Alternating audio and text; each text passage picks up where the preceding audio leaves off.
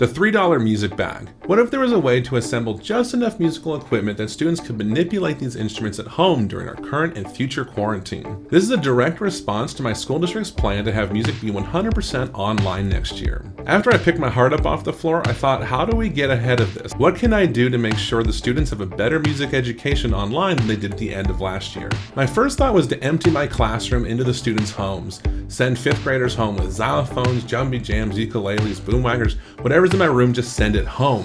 And as great as an idea that is, there's not enough for everyone, of course. Even if I switched equipment at winter break and sanitized it and then passed it out to a different set of families, I couldn't even cover half the school. And everyone in the school deserves a music education. It clicked later, like tangibles like shakers, rhythm sticks, jingles, tambourines, all of these things could be sent home also, but how do you teach a classroom where one student has a ukulele and another student has a tambourine? It just really wouldn't seem fair. We need everyone to have the same items. Of course, the cost of this is going to be insane, but what if we bought in bulk? I went on Amazon.com to search for tangibles that I could use to teach online where they could have drumsticks in their hands or shakers or tambourines and just see what was out there and how low could I get the cost per student. So what can we get for $3? This chart's going to show you what I found: drumsticks, egg shaker, or a silk or scarf. Because they come in different quantities, I had to do the math to figure out how many of each you would need to fit different size ensembles. Maybe you just want to do it for one classroom, maybe you want to do it for the whole grade level, and I even put maybe for the whole school.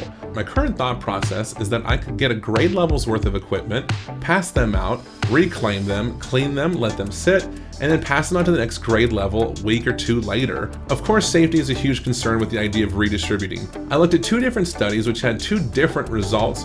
One of them was based off aerosol and one of them was based off droplets of COVID-19 and how many days had to pass before they couldn't find COVID-19 on the same surface. So plastics are among the worst. So things like egg shakers or recorders, according to the study, it takes 7 days for those droplets to not contain COVID-19 anymore.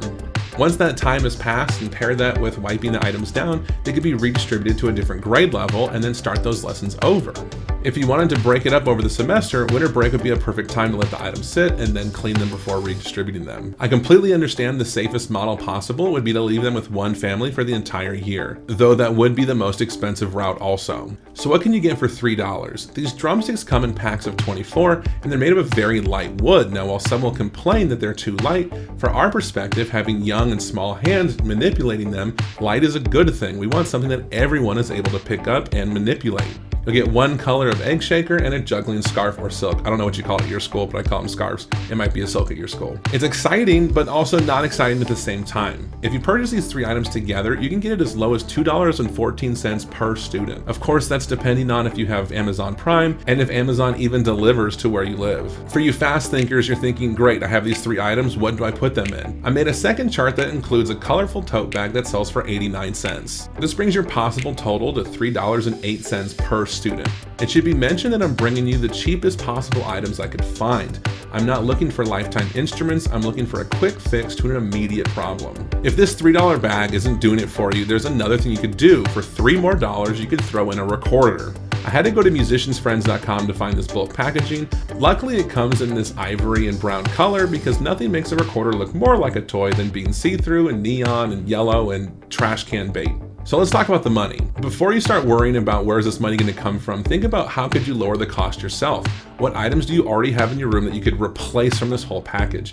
If you already own 100 pairs of drumsticks, I don't know, maybe you do, then you could take that away from the cost. I imagine you probably own recorders already, so you could take that away from the cost. If you have bags or if you have any kind of distribution system already in place, you can lower the cost on that end. But now it's about where can the money come from? If you have $3,000 sitting in your elementary music bank account right now, then I should be watching your videos and listening to you. Assuming that's not the case, how do we finance this endeavor? The most generous option is for the school to pay for everything outright. It seems unlikely, but if that's possible, that would be the way to get every student what they need without any issues. If the school can foot the bill, everyone's happy. The opposite side of the spectrum is to have the students pay for it outright.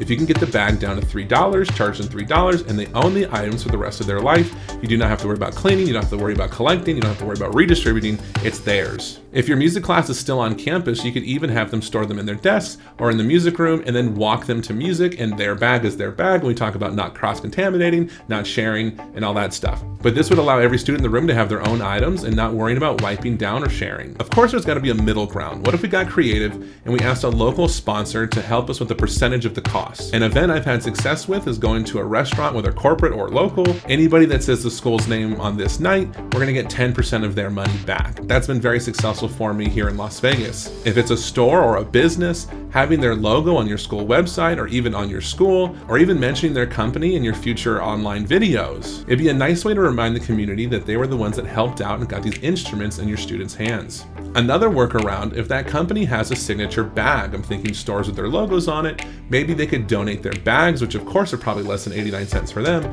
and you could use those bags and save that cost. For instance, Firehouse Subs donated buckets to my music program, and that would be a fantastic thing to contain all these items because not only do they get the sticks, but they also get a bucket. Will their parents hate me? Probably. So I don't know if I'll go that route. Crowdfunding has become a huge pillar of funding American education. As sad as that sentence is, it might work for you. If you've ran successful campaigns already, you can go on Amazon, compile your list of the things you need, and the rest will take care of itself. For schools that have a diverse economic situation, maybe charge $10 for your bag and use that extra money to sponsor families that wouldn't be able to afford them themselves. I know I lost some of you when I talked about how to fund this project, and I'm willing to go to extreme lengths because I just remember how terrible it felt to not be able to teach music education the way I'd like to at the end of last year. And I'm willing to go to extreme levels to make sure that students have at least a decent experience while they're trying to learn music online next year. Is it crazy to think $8 per kid is wild for 9 months of music education?